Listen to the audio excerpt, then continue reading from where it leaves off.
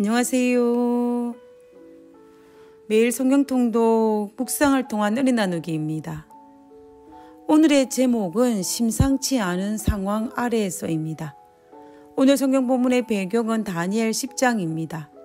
다니엘 10장 2절에서 3절에 그때 나 다니엘이 세 이레 동안을 슬퍼하며 세 이레가 차기까지 좋은 떡을 먹지 아니하며 고기와 포도주를 입에 대지 아니하며 또 기름을 바르지 아니하니라. 다니엘 10장의 배경은 다니엘이 18세에 바벨론의 포로로 잡혀와서 벌써 70년의 세월이 흘러 그의 나이 88세에 고령이 되었을 때입니다. 이 당시 국제 상황은 페르시아의 왕이었던 고레스에 의해서 유다가 1차 포로 귀환령이 내린 지 3년이 지난 시기였습니다. 그때의 88세의 다니엘은 특별한 기도제목을 가지고 절식 기도를 시작합니다. 88세라는 나이는 그 시대에도 매우 고령의 나이였습니다.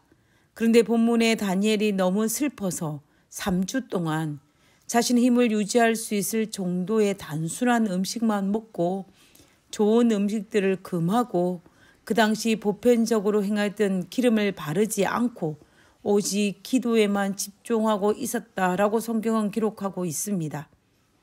3년 전인 85세였던 다니엘 9장에서는 그때 다니엘이 금식 기도하였다라는 것을 성경은 기록하고 있습니다. 그러나 3년이 지난 이후인 88세의 다니엘은 금식보다는 절식을 택하여 3주 동안 하나님 앞에 자신의 슬픔을 토하며 애통하고 있는 모습입니다. 아마도 다니엘이 젊고 패기가 왕성한 시절이었다면 그는 금식을 선택했을지도 모르겠습니다. 그러나 다니엘은 자신의 나이가 88세의 나이이고 자신의 체력의 한계를 인정하여 절식하면서 하나님께 자신의 슬픔을 토하며 기도하고 있었던 것입니다. 도대체 이 시기에 어떤 일이 있었기에 88세의 다니엘이 절식하면서 3주간 기도를 하기를 선택하였을까요?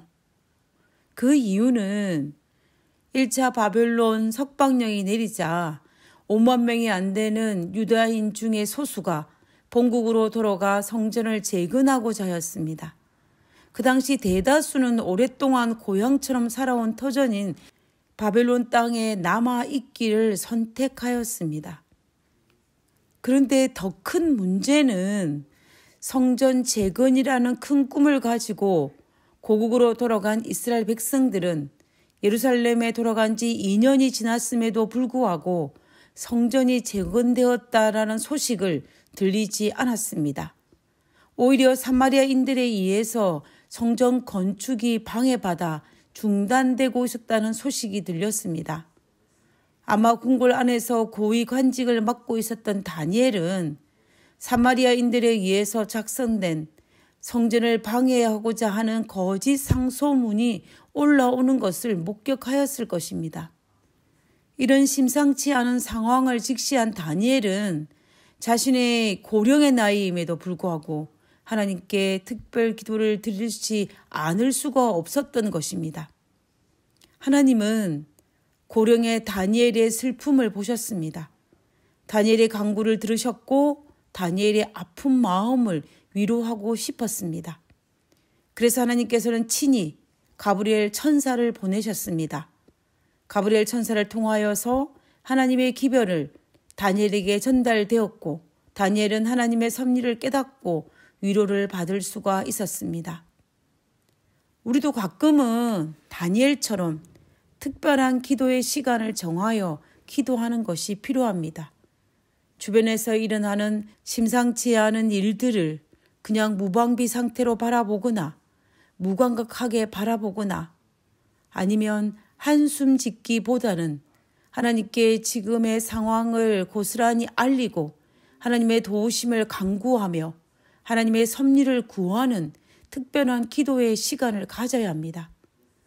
그래야만이 우리 주변의 모든 상황을 사탄이 주관하지 않을 뿐만 아니라 하나님의 뜻이 이 땅에 이루어질 수 있는 것입니다.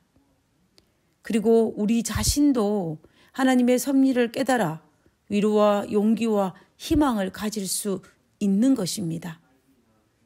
다니엘서에 등장하는 다니엘은 기도의 사람입니다.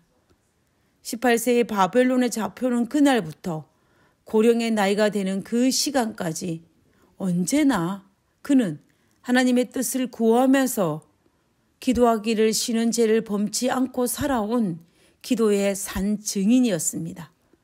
그의 삶에 수많은 문제들이 발생하였고 위험과 고난이 있었지만 그는 하나님께 기도하는 사람이었기에 그는 언제나 당당할 수 있었고 그의 마음은 평안을 잃어버리지 않을 수 있었습니다. 분노한 느부갓네살 왕 앞에서도 그리고 벨사살에게 멸망을 선포하는 그 순간에서도 심지어 사자굴 속에 들어가는 그 순간에서도 그는 언제나 당당하였고 두려워했다는 그 어떤 기록도 우리는 성경에서 찾아볼 수가 없었습니다. 다니엘이 그러한 삶을 살 수 있었던 이유는 바로 다니엘이 기도의 사람이었기 때문입니다. 오늘 우리도 기도의 사람이 되어야 합니다. 다니엘의 기도로 그 험난한 바벨론 포로 생활 속에서도 빛나는 별이 된 것처럼 우리도 기도로 이 마지막 세상에 하나님의 복음을 전하는 별이 될 수 있을 것입니다. 하나님과 교제하는 영적 교제를 통하여 하나님을 믿고 신뢰함으로 말미암아 이르러오는 평화와 담대함을 가져야 합니다. 하늘에 계신 저희들의 아버지, 다니엘을 사랑하시는 하나님, 다니엘은 역사적으로 애통의 시대에 태어나 혼란의 역사와 회오리 바람 속에서 살아가야 했지만 당신으로 말미암아 슬픔을 달랜 사람이었던 것 같습니다. 당신에게 소원을 아뢰고 당신에게 슬픔을 토로하고 당신의 도움을 간구하면서 당신과 동행한 사람이 다니엘이었던 것 같습니다. 그래서 어쩌면 다니엘은 가장 불행한 시절에 태어났지만 불행하지 않은 삶을 살았던 사람이 아니었나라는 생각을 해보게 됩니다. 아니 어쩌면 불행한 시대에 태어났지만 가장 행복한 사람이 아니었나라는 생각을 하게 됩니다.